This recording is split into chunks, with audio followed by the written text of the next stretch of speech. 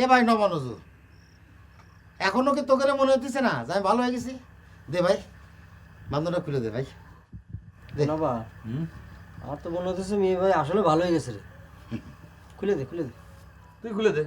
আর চাবি তো ওই ঘরে চাবি আছে, দেখ মারা গেছিল ওদের নিয়ে যা যা যা। আমার কাছে কিন্তু কিছু ক্ষতি পারবে না।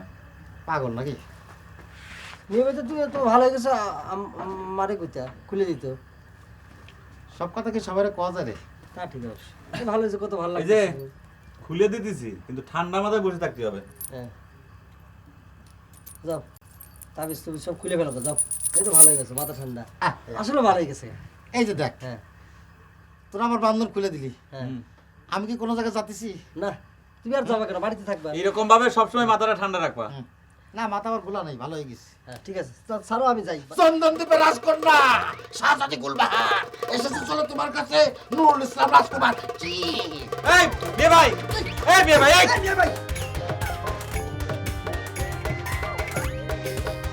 দেখ কি হলো?